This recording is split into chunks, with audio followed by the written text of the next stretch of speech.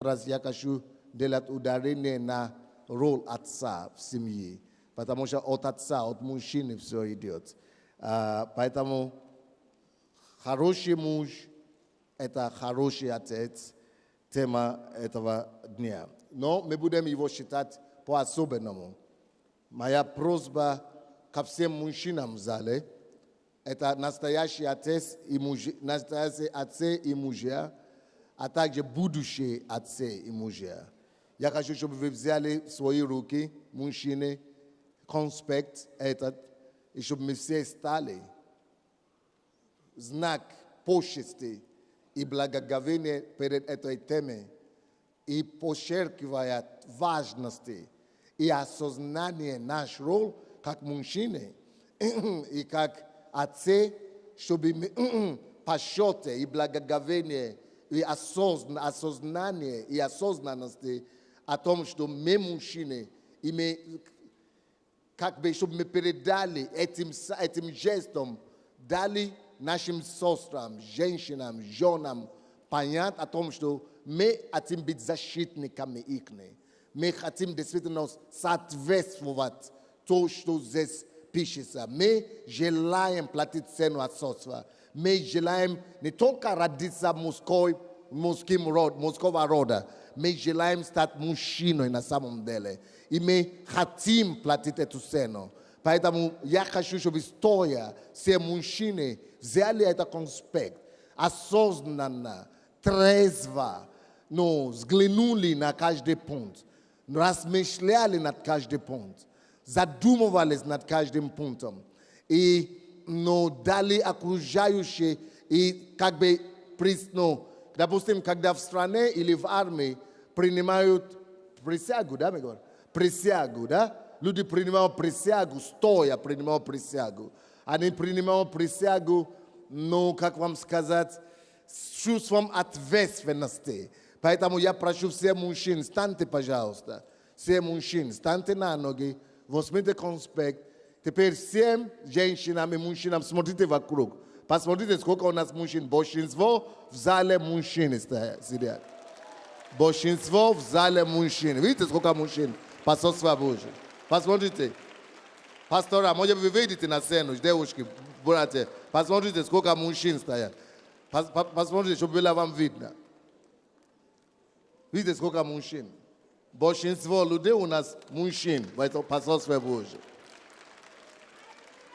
Только теперь нам надо потрудиться, чтобы стали мужчинами. Чтобы стали соответствовали. Поэтому я хочу, чтобы мужчины, стоя, словно присягу, чтобы мы считали эти пункты. И в этом все и будет заключаться моя проповедь сегодня. Братья, у всех вас есть проповедь. Конспект есть у всех? У кого нет мужчин? У кого нет конспекта? У кого нет конспекта? Видите, уже сестры помогают, видите? Оказывается, ты тоже мужчина, оказывается. Ты не только в группе порядка, ты мужчина прежде всего. Там, наверное, ты ко мне еще не попал на ретрит мужской. О, видите, как я сразу уловил. Я тебе вычислил сразу. Надо ко мне попасть. Хорошо. У всех есть бумаги. Все мужчины стоят. Сестры могут вам... Сестры, вы есть, кто не стоит, быстренько. Кто такой хороший муж и кто такой хороший отец? Первый пункт. Скажите, какой? Считайте все мужчины.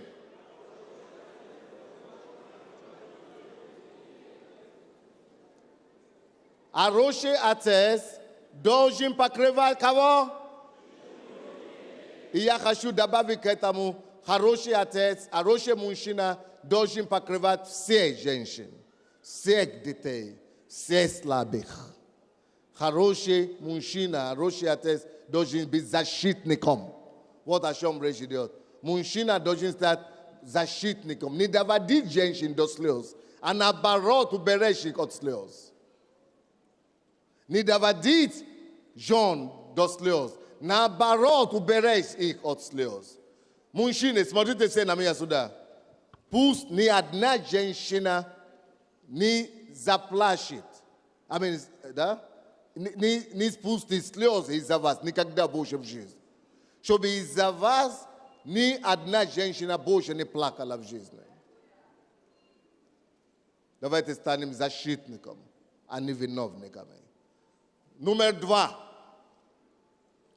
Мужчины, раз, два, три.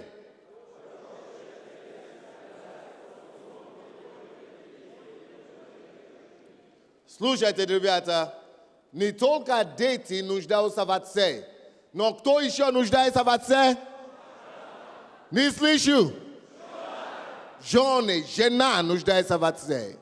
А если у вас есть мама, тоже она нуждается в отце. И ваша мама, и ваша жена мечтает, чтобы вы стали для нее кто?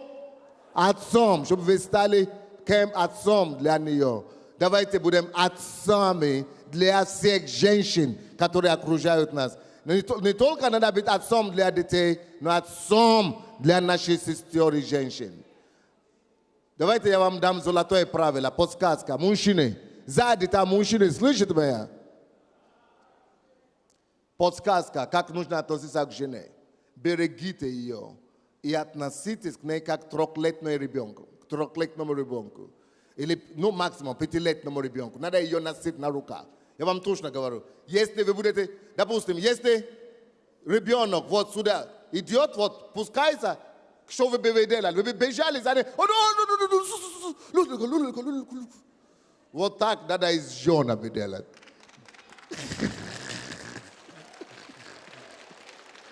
Надо сберегать ее. И надо не позволять ей, спотыкаться или что.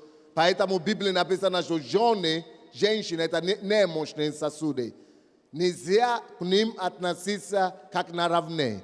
Нет. Нужно к ней относиться как к трехлетнему ребенку.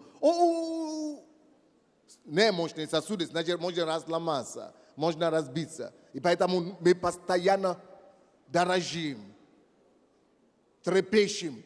Не дай Бог разбьется, не дай Бог упадет. Следующий, третий пункт. Раз, два, три, мужчины.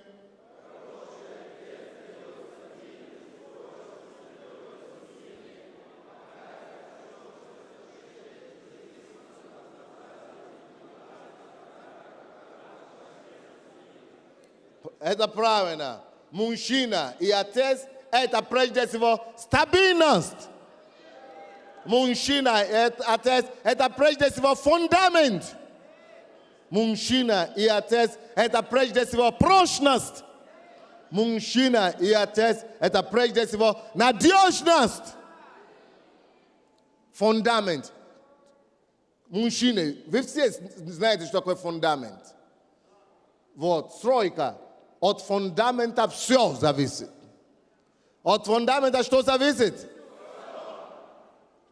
Настроение вашего дома, вашей семьи зависит от нас, от мужчин. Мужчина определяет. Если женщина будет покрытая, она сдвинет горы. Она устроит тебе такую семью. Она устроит все в доме так, что ты не нарадуешься. Не нарадуешься. Но сначала надо ей дать защищенность, прочность, защиту, надежность, чтобы она почувствовала себя как за каменной стеной. Вы согласны со мной? Следующий пункт, четвертый пункт. Раз, два, три.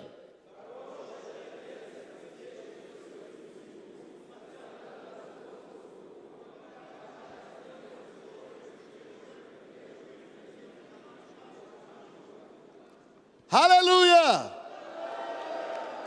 Хороший отец обеспечивает свою семью, несмотря на доходы супруги. Даже если она больше зарабатывает, все равно мужчина ответственный за обеспечение. И помогает жене войти в свое призвание. Не то, что какие-то мужчины, как называемые, которые наоборот запрещают жен служить. Это не мужчины, это дикари. Это надо музей, не музей, как это называется? На площадь Победы, как это называется? Это надо закрывать таких людей в зоопарке. Это не мужчины, это дикари, которые зоопарки закрывают. Если вы запрещаете мужчины, вы запрещаете жен служить или войти в свое призвание, вы не мужчины, вы дикари, и вас надо связать руками и ногами и туда отвезти в этот зоопарк. Поняли, где это самое, где вы принадлежите? Нельзя мешать жене. И нельзя бояться, что она станет влиятельнее, или сильнее, или более успешнее. Надо, наоборот, помогать ей состояться. Помогать ей что? Состояться. Помогать ей состояться и обеспечивать ей. Окей. 5-й пункт. 1, 2, 3, мужчины.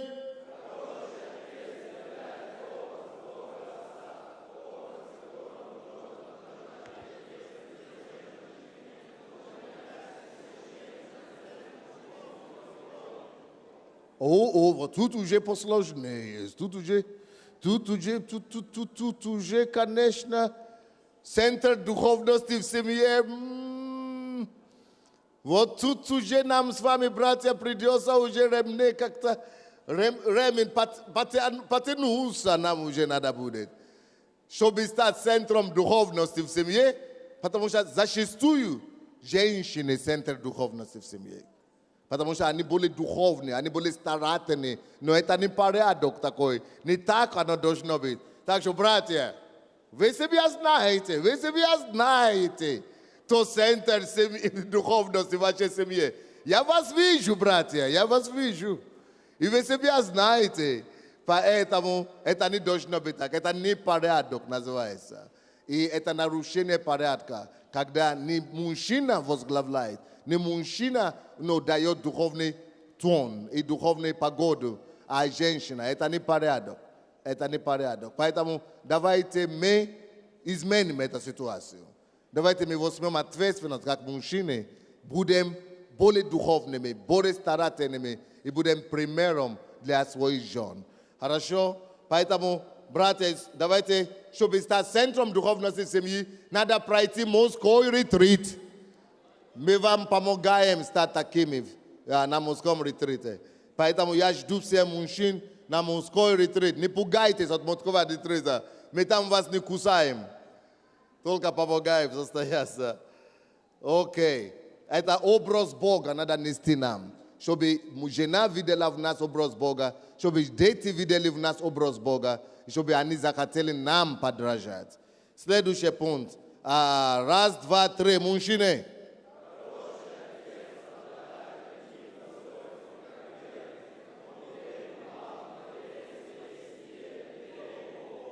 Вау! Разве это не красиво? Верность. Верность своей семье, верность Богу, верность своей жене, верность своим детям, верность друзьям, верность церкви, верность всем окружающим. Вот это настоящий мужчина. Мужик – это человек слова. Если он сказал, так оно и есть. Давайте мы станем такими, друзья. Следующий пункт. 1, 2, 3, 4.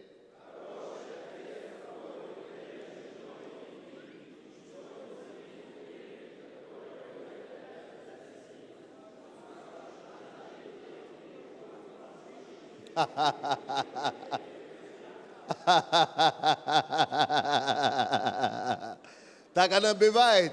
Есть мужья, которые больше времени проходят с машиной, чем с женой, к сожалению. Есть люди, которые больше времени проходят с телевизором, чем с женой. Есть люди, которые больше времени проходят с... еще с чем они там проводят.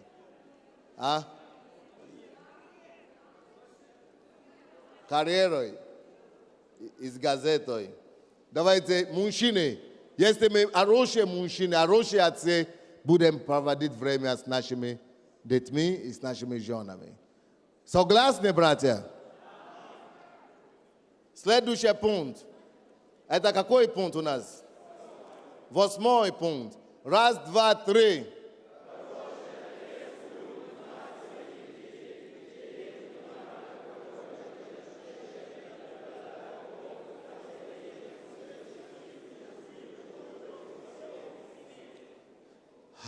Хорошие atât lubit mat voi dete vizante deti ani studiat atsof potamukak atse atnosesak ikni materiam.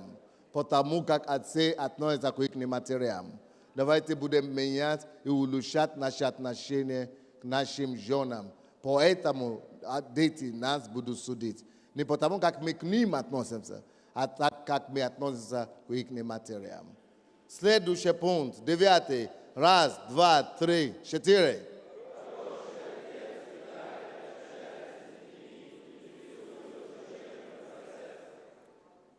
Я говорю, интересуется. Я знаю, что мужчины обычно не проводят уроки. Но хотя бы интересуются. Уже сделали или не сделали? Мама правила с вами или не правила? Хотя бы интересоваться надо. Не просто кинуть это на матери и все. Надо поконтролировать это все. Мамы сами с удовольствием это сделают, если разбираются. Но хотя бы интересоваться надо. Надо заниматься с детьми, учебным процессом надо интересоваться. Окей, следующий пункт. Раз, два, три, 4, 10.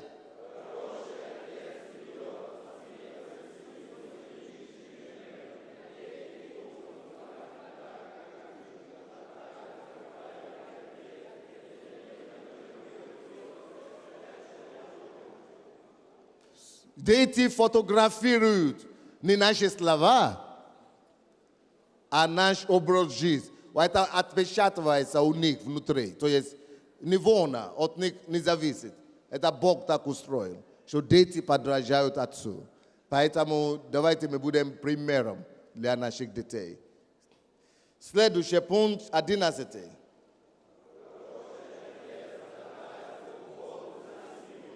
Надо молиться за семью. Надо молиться за семью.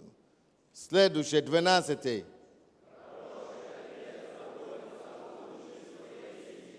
Что я имею в виду о будущем?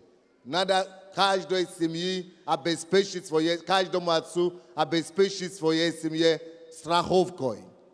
Страховкой, может быть, через официальную страховку, через компанию, или какой-то страховкой. Надо придумывать, как обеспечить будущее, образование, как получать детям, жены, если что-то с тобой случится, надо думать об этом. И надо начинать что-то с этим делать. То ли бизнес передавать, то ли какое-то дело, то ли какое-то наследство. Надо думать о будущем своих детей и семьи.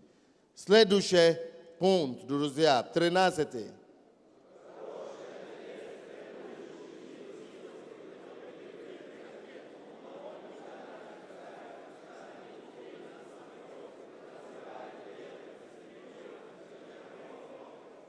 Хороший отец, он, конечно, любящий, милостливый, долготерпеливый отец, но на самоток он есть стержень. Он есть стержень. Хороший отец есть стержень дома. Он на самоток не опускает детей. Он есть стержень. Он держит все в порядке. Но с любви. В любви. Дисциплина и любовь в тандеме. Еще 13 пункт.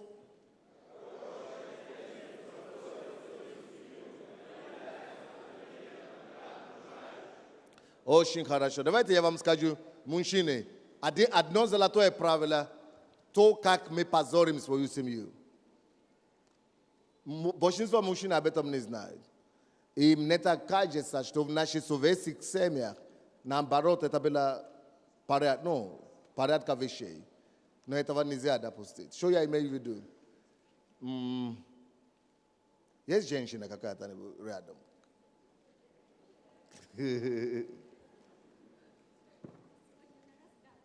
Не, на раздаче не тебя будет. Это я слышал, что мужчины, братья наши,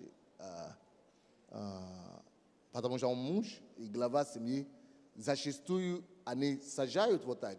Может быть, жена что-то сделала, которая им не понравилось или что-то, или не успела что-то сделать. Я слышал, что наши братья, мужчины, бывает, что они ее так сажают, и начинают считать лекции. Как это называется? Отсчитывать, да. Они начинают отсчитывать ей. Вот, да, как мужчина. Вот, я тебе сказал, то тебе это самое. Почему ты так? Отсчитывай. Никогда. Боже, спаси. Boje spasi. Munshine. Boje spasi. Este tibia ushitele moje tu stroisa, ya tibia pamugu. No tolka nifsimie.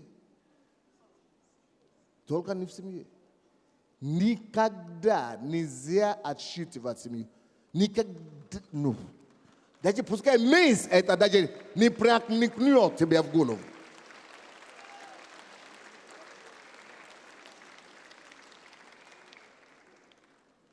Боже, спаси. Потому что этим ты ее разломал как личность. Ты ее поломал и угробил ее. Женщины очень чувствительные. Нельзя им считать лекции. Особенно если это твоя жена.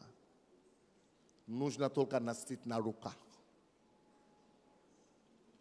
Нужно только носить на руках.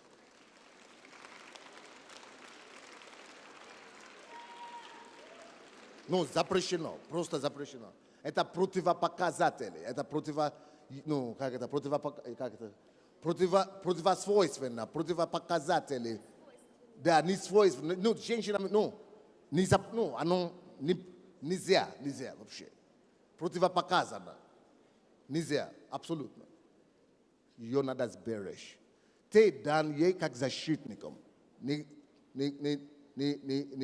как не учителем, а защитником. Не учителем, а защитником.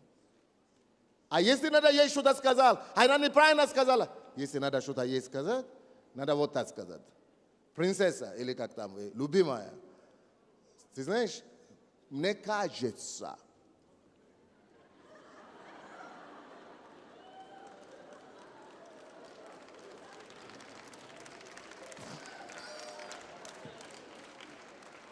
это я тебе 100% говорю, это то, как я делаю. Принцесса, мне кажется, что я, в принципе, я бы делал вот это по-другому. Как ты считаешь?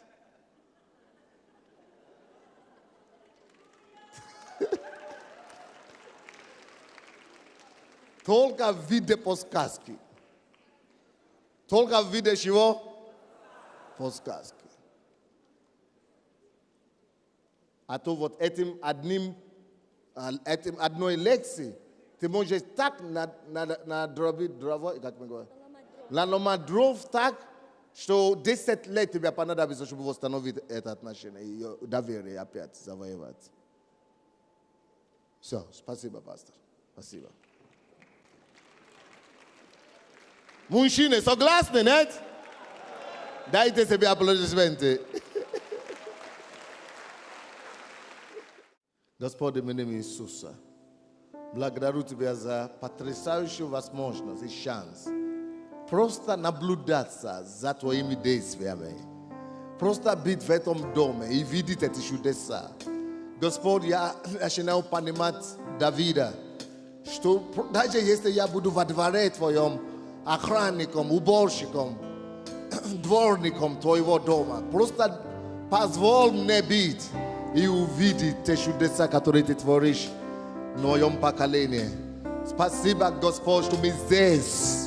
Наши глаза это видят, наши уши это видят, наши уши это слышат.